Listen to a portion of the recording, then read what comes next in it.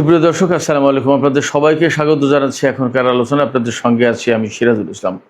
দর্শক, দশকের পর দশক ধরে যে মানুষটাকে ডিকটেটর বলা হয়েছে, স্বৈরাচার বলা হয়েছে, জাতির কাঁধে জগদ্দল পাথরের মতো চেপে বসেছেন বলে পশ্চিমা গণমাধ্যম ধারাবাহিকভাবে প্রচার করেছে, সেই মানুষটি শাহাদাতের পর জানা যায় এই যে জনসমুদ্র উপচে পড়া ভিড়, এখন তার হত্যাকারী মার্কিন প্রেসিডেন্ট ডোনাল্ড ট্রাম্প এবং ইসরায়েলের প্রধানমন্ত্রী বেনিয়ামিন নেতানিয়াহু, সাথে পশ্চিমা গণমাধ্যম কি বলবে? এখন কোন স্বৈরাচারের জানা যায় এত লক্ষ লক্ষ মানুষ, কোটি কোটি মানুষ পৃথিবীর সমস্ত প্রান্ত থেকে কেউ ছুটে আসে, এবং সেই জানাজায় যারা এসেছেন তাদের বেশিরভাগ মানুষ শোকাভিভূত, চোখের পানি ফেলছে, ভালোবাসা, গভীর শ্রদ্ধা জানাচ্ছে।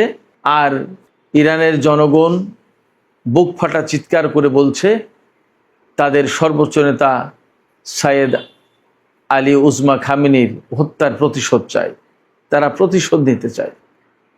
এই যে কান্না, ভালোবাসা, শ্রদ্ধা, বুক চাপড়ানো আর্তনাদ এবং প্রতিশোধের আগুন তাদের অন্তরে দাউ দাউ করে জ্বলছে, এগুলো কি কেউ কোনোদিন কোনো স্বৈরাচারের জন্য কেউ করে বা হয়? কোনো স্বৈরাচারের পক্ষে কি এই ভালোবাসা, মানুষের এই শ্রদ্ধা অর্জন করা সম্ভব হয়? অথচ তাকে কিন্তু এই নামেই, এই বলেই তাকে হত্যা করা হয়েছে। এখন কি জবাব দেবে তারা? এদিকে ইয়েমেনে গত কয়েকদিন ধরে আমি যথেষ্ট ঘনিষ্ঠভাবে পরিস্থিতি পর্যবেক্ষণ করছি, ফলো করছি। আজকে সেখানে খবর হচ্ছে ইয়েমেনের হুতি আনসারুল্লাহ আন্দোলন সমর্থিত যে সরকার, সেই সরকারের সামরিক বাহিনীর সাথে আন্তর্জাতিকভাবে স্বীকৃত ইয়েমেনের যে সরকার, সেই সরকারের সামরিক বাহিনীর সংঘর্ষ হয়েছে। তাতে আন্তর্জাতিকভাবে স্বীকৃত সরকারের 15 জন সেনা নিহত এবং 23 জন আহত হয়েছে। তারা দাবি করছে এই সংঘর্ষে 50 জনের বেশি হুতি যোদ্ধা নিহত হয়েছে এবং অনেকে আহত হয়েছে। আসলে তাদের কথা, এই দাবিটা খুব একটা বেশি পাত্তা পাচ্ছে না। তাহলে ইয়েমেনের পরিস্থিতি কি আবার নাজুক হয়ে পড়ছে? আবার মারামারি, সংঘর্ষ, যুদ্ধ, গৃহযুদ্ধ কি ছড়িয়ে পড়বে দেশটিতে? আসলে পরিস্থিতি কোন দিকে যাচ্ছে? সুপ্রিয় দর্শক, এই দুটো বিষয় নিয়ে আমি এখন বিস্তারিত আলোচনা করার চেষ্টা করব। আশা করি আপনারা শেষ পর্যন্ত সঙ্গে থাকবেন। আর ভিডিও ভালো লাগলে নিশ্চয়ই লাইক, কমেন্ট, শেয়ার করবেন এবং চ্যানেলটি সাবস্ক্রাইব করে সাথেই থাকবেন। দর্শক, চলুন বিস্তারিত আলোচনা করি। ইরানের সর্বোচ্চ শহীদ নেতা আয়াতুল্লাহ আলী খামেনির জানাজা অনুষ্ঠিত হলো আজকে। আগামীকাল তেহরানে শোক মিছিল, তার পরের দিন কোমে জানাজা, তারপরে চলে যাবে কফিন ইরাকের নাজাফ, কারবালা, বাগদাদ, এই সমস্ত শহরে তার নামাজে জানাজা অনুষ্ঠিত হবে। সেখান থেকে কফিন চলে আসবে ইরানের উত্তর পূর্বাঞ্চলীয় পবিত্র নগরী মাশহাদে। মাশহাদ শহরে কফিন আনার পর সেখানে আবার জানাজা হবে, শোকানুষ্ঠান হবে। তারপরে 9 জুলাই তার দাফন সম্পন্ন হবে। কিন্তু আমরা এখন যা দেখছি, সর্বোচ্চ নেতার শাহাদাতের পর থেকেই এই পর্যন্ত মানুষ কখনো চুপ থাকলো না।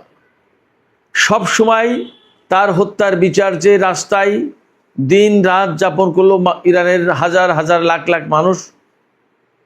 তার হত্যার বিচার চেয়ে এখন শোক মিছিল হচ্ছে, প্রতিবাদ মিছিল হচ্ছে, স্লোগান হচ্ছে।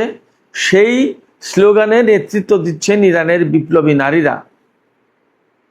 দিকে দিকে একই কথা, সর্বোচ্চ নেতার হত্যার বিচার চাই, সর্বোচ্চ নেতার হত্যার প্রতিশোধ চাই। এখানে কান্না নয়, শোক নয়, নেতা হত্যার বিচার চাই। তাদের কথা একটাই। এবং ইরানের সর্বস্তরের মানুষ, ইহুদি, খ্রিস্টান, শিয়া, সুন্নি, জরাথ্রুস্ট, যে যে পর্যায়ের যে অঙ্গনের মানুষ থাকুক না কেন, তারা সবাই সর্বোচ্চ নেতার এই শোক মিছিলে সামিল হচ্ছে, শোকের অনুষ্ঠানে সামিল হচ্ছে, তার প্রতি শ্রদ্ধা জানাচ্ছে, সম্মান জানাচ্ছে। একইভাবে সারা দুনিয়ার সমস্ত প্রান্ত থেকে মানুষ ছুটে এসেছে ইরানের বুকে। সর্বোচ্চ নেতার বিদেহী রুহের মাগফিরাত কামনা করছেন তারা, সর্বোচ্চ নেতার প্রতি সম্মান জানাচ্ছেন, সর্বোচ্চ নেতার প্রতি তাদের ভক্তি, ভালোবাসা, শ্রদ্ধা জানাচ্ছেন এবং তারা সবাই শোক প্রকাশ করছেন। অনেকে বলছেন, বিশ্ব নেতাদের অনেকেই বলছেন, সর্বোচ্চ নেতা প্রতিবাদ প্রতিরোধের উজ্জ্বল পথ তিনি আবিষ্কার করে দিয়ে গেছেন, বিশ্ববাসীর নেতা ছিলেন তিনি, বলছেন মানুষ এভাবে। একজন স্বৈরাচারকে কি কেউ এইভাবে এত সম্মান দেখায়, এত শোক করে কারোর জন্য, কোনো স্বৈরাচারের জন্য? এমনকি আমেরিকার কোনো প্রেসিডেন্টের জন্য এরকম কোনো এত মানুষ জড়ো হয়েছে, পৃথিবীর প্রান্ত থেকে ছুটে এসেছে? জর্জ আব্রাহাম লিঙ্কনের জন্য নাকি 2.5 লাখ মানুষ সমবেত হয়েছিল তার শেষকৃত্য অনুষ্ঠানে, সবচেয়ে বেশি নাকি এটা। কোথায় 2.5 লাখ আর কোথায় 2.5 কোটি, 3 কোটি? ইরানের সর্বোচ্চ নেতার প্রতি সম্মান জানাতে মানুষ ছুটে এসেছে।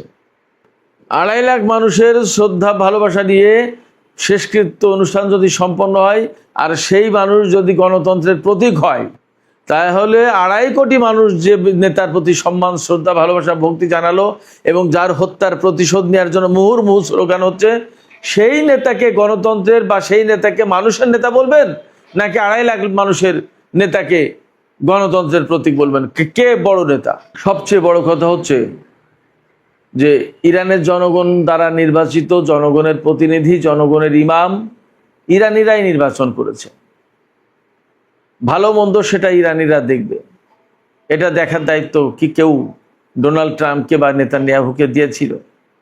এখন যে সেই দেশের মানুষ এক বাক্যে সবাই বলা যায় সর্বোচ্চ নেতার প্রতি শ্রদ্ধা জানাচ্ছে, সম্মান জানাচ্ছে এবং তার হত্যার বিচার চাইছে, তার হত্যার প্রতিশোধ চাইছে, এই প্রত্যাশার কি জবাব হবে? সর্বোচ্চ নেতার রক্তের বদলা নেওয়ার জন্য যে সমস্ত মানুষ দাবি জানাচ্ছে, সেই দাবিকে কিভাবে অ্যাড্রেস করবে ডোনাল্ড ট্রাম্প আর নেতানিয়াহু? তাদের কাছে কি জবাব আছে? এখন ইরানিরা ঠিক এইভাবেই ভাবছে। কারবালার ময়দানে ইমাম হোসেনকে নির্মমভাবে শহীদ করার পরে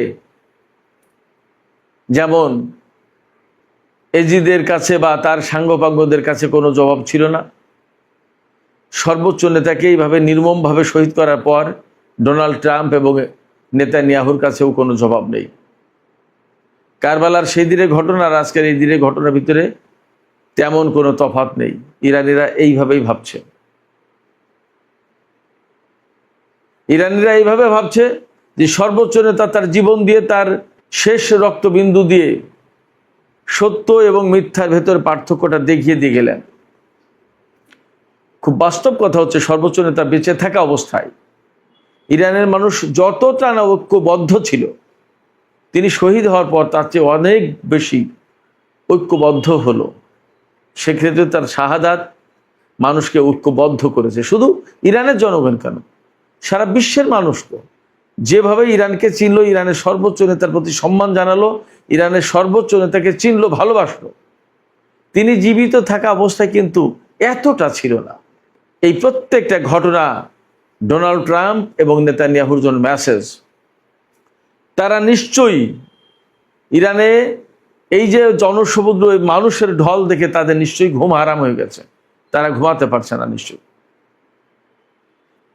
তাদের মিনিমাম বিবেক বলে যদি কিছু থাকে, তাহলে তারা বিবেকের কাঠগড়ায় এখন আসামি। তারা বিবেকের কাঠগড়ায় আসামি হোক না হোক, তারা এই ভয়টুকু পাচ্ছে, যারা আজকে ইরানের মাটিতে দাঁড়িয়ে, যারা ইরানের সর্বোচ্চ নেতার কফিন ছুঁয়ে শপথ করছে এই হত্যাকাণ্ডের প্রতিশোধ নেওয়ার, তারা নিশ্চয়ই ডোনাল্ড ট্রাম্প এবং নেতানিয়াহুর জন্য দুঃস্বপ্নে পরিণত হয়েছে। তারা সবসময় ডোনাল্ড ট্রাম্প এবং নেতানিয়াহুর পেছনে ছায়ামূর্তির মতো থাকবে। ডোনাল্ড ট্রাম্প এবং নেতানিয়াহু কখনো শান্তিতে থাকতে পারবে না। তাদের জীবনটা যাবে শুধুমাত্র এইভাবে হত্যাকাণ্ডের ভেতর দিয়ে। তারা কখনো হত্যাকাণ্ড থামালে নিজেদেরকে সেফ ফিল করবে না।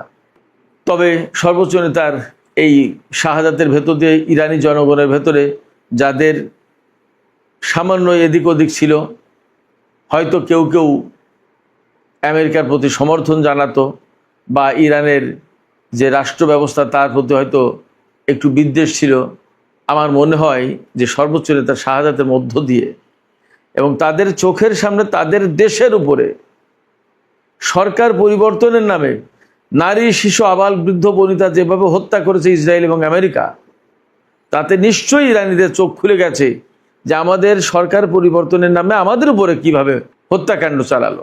মিনাব স্কুলে যে সমস্ত শিশু বাচ্চাদের হত্যা করা হয়েছে তারা কোন রাজনীতির সাথে জড়িত ছিল, তাদের অপরাধটা কি ছিল, তারা কি সরকারের কেউ ছিল, তাদের হত্যা করা হলো কেন? এইভাবেই তো যুগের পর যুগ আমেরিকার সামরিক বাহিনী বিশ্বের বিভিন্ন দেশে জনপদে জনপদে এইভাবে অভিযান চালাচ্ছে এবং রাষ্ট্রের পর রাষ্ট্র, জনপদের পর জনপদ ধ্বংস করে দিচ্ছে। এমনই তো অভিযোগ, এমনই তো বাস্তবতা। বিশেষজ্ঞরা তো এইভাবেই ভাবছেন, এইভাবেই বলছেন। তাহলে আমেরিকা যদি গণতন্ত্র প্রতিষ্ঠার দাবি করে, জনগণের শাসনের কথা যদি তারা বলে, তাহলে আজকে যে জনমত আমরা ইরানের বুকে দেখতে পাচ্ছি সেই জনমতকে তারা কিভাবে মূল্যায়ন করবে? এই জনমতকে তারা কিভাবে মূল্য দেবে? আসলে ডোনাল্ড ট্রাম্প এবং নেতানিয়াহুর কোনো জবাব থাকবে না। তবে এটাও ঠিক যে তারা ইরানের উপরে হামলা করতে এসে যথেষ্ট উচিত শিক্ষা পেয়েছে, যথেষ্ট শিক্ষা হয়েছে তাদের, এবং এখনও খানিকটা সম্ভবত বাকি আছে।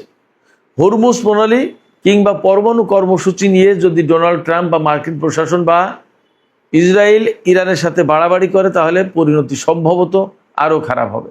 আমার কাছে তেমনই মনে হচ্ছে। কারণ ইরানের যে জনগণ তারা কিন্তু টকবক করে ফুটছেন।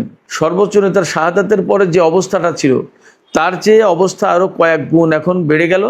প্রতিশোধের স্পৃহা এখন তাদের ভেতরে বেড়ে গেল এই কফিন, এই লাশ, এই জানাজায়, এই শোক মিছিল থেকে। অতএব ইরানের সর্বোচ্চ নেতাকে হত্যা করার ভেতর দিয়েই সমস্ত সবকিছু শেষ হয়ে যায়নি, বরং আমি মনে করছি বা বিশ্লেষকরা অনেকেই বলছেন আমেরিকা এবং ইসরায়েলের পতনের হয়তোবা শুরু। অনেকে এরকমভাবে বলছেন। আমি যদিও ঠিক এইটা বলতে চাই না যে পতন শুরু, কিন্তু তাদেরকে আসলে অনেক খেসারত দিতে হবে, এ কথা ঠিক। দেখা যাক আসলে পরিস্থিতি কোথায় গিয়ে শেষ হয়। সুপ্রিয় দর্শক, এবার ইয়েমেন সম্পর্কে একটু আলোচনা করি।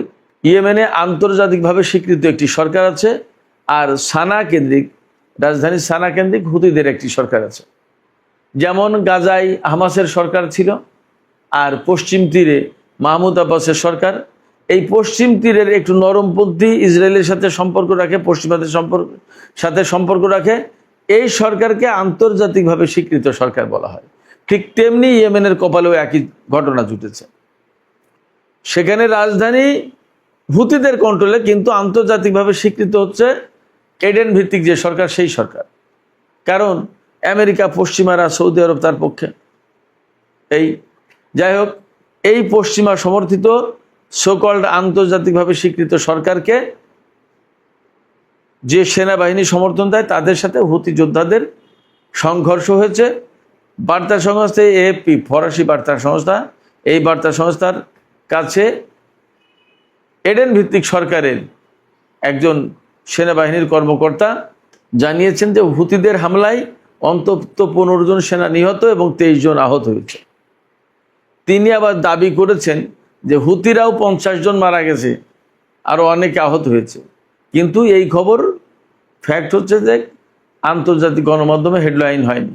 হেডলাইনটা হয়েছে যে আন্তর্জাতিকভাবে স্বীকৃত ইয়েমেনের সরকারের অনুগত সামরিক বাহিনীর 15 জন সদস্য নিহত আর 23 জন আহত। আর গত কয়েকদিন ধরে কিন্তু আমি বলছিলাম যে ইয়েমেনে অনেক কিছু ঘটছে। ইয়েমেনে ইরানের বিমান নামলো, সৌদি আরবের অবরোধ ভেঙে হুতিরা আবার সৌদি আরবকে হুমকি দিল, সৌদি আরব আবার হুমকি দিল। এরপরেই এই দুই পক্ষের ভেতরে সংঘর্ষ লাগলো। এই সংঘর্ষটা হয়েছে মূলত ইয়েমেনের পশ্চিমাঞ্চলে। ইয়েমেনের পশ্চিমাঞ্চলে আল হুদাইদা এই প্রদেশে। এটা কিন্তু একেবারে লোহিত সাগরের তীরবর্তী একটা প্রদেশ। এর সাথে কিন্তু সৌদি আরবের সীমান্ত রয়েছে। ধারণা করার যথেষ্ট কারণ আছে যে ইয়েমেনের ভেতর থেকে আসলে সৌদি আরব এখনও তার হাত গুটিয়ে নেয়নি। সে এখানে এখনও নানা রকমের খেলতামাশা করতে চায়, কিন্তু আঞ্চলিক যে পরিস্থিতি তাতে তাদের হুঁশ হওয়া উচিত যে এই পরিস্থিতিতে তাদের কি করা দরকার। ভুল ক্যালকুলেশন করলে কিন্তু তারা বিপদে পড়বে এবং আঞ্চলিক পরিস্থিতি আবার ঘুরে যাবে। সে জায়গা থেকে আমি মনে করি সৌদি আরবের ইয়েমেনের সংকট সমাধানের ব্যাপারে একের জরুরি ভিত্তিতে সমর্থন দেওয়ার দরকার এবং ইয়েমেনে যাতে এই ধরনের অভ্যন্তরীণ কোন্দলে নিজেদের সেনারা অপর পক্ষের সাথে গোলমাল বা যুদ্ধ করে যাতে হতাহতের ঘটনা না ঘটে সেই দিকে নজর দেওয়া উচিত, সেই ব্যবস্থা করা উচিত। অন্তত এখানে সৌদি আরব যদি একদম চুপ থাকে তাহলেও আমার মনে হয় যে পরিস্থিতি স্বাভাবিক হয়ে যাবে। তো সেক্ষেত্রে আমরা প্রত্যাশা করব আন্তর্জাতিক অঙ্গন এবং সৌদি সরকার সবাই ইয়েমেনের এই সংকট সমাধানের ক্ষেত্রে ইতিবাচকভাবে এগিয়ে আসবেন। সুপ্রিয় দর্শক, এখনকার আলোচনা এখানে শেষ করতে চাইছি। যাবার আগে আপনাদের কাছে জানতে চাই, সর্বোচ্চ নেতা, ইরানের সর্বোচ্চ নেতাকে যে ডিকটেটর বলে তাকে হত্যা করা হলো, এখন যে জনসমুদ্র দেখছে, এই অবস্থায় ডোনাল্ড ট্রাম্প এবং নেতানিয়াহুর কি জবাব হবে? তারা কি জবাব দেবে? আর এই অবস্থায় ইরানের বিপুল সংখ্যক মানুষ প্রতিশোধের কথা বলছে। আসলে পরিস্থিতি কোথায় যাবে, কি হবে? আপনাদের মতামত জানিয়ে কমেন্টে লিখুন। আর ভিডিও ভালো লাগলে আবারও বলি, লাইক কমেন্ট শেয়ার করবেন এবং চ্যানেলটি সাবস্ক্রাইব করে সাথেই থাকবেন। সুপ্রিয় দর্শক, এখনকার মতো এখানেই আলোচনা শেষ করছি। আপনারা সবাই অনেক অনেক ভালো থাকুন। আল্লাহ হাফেজ।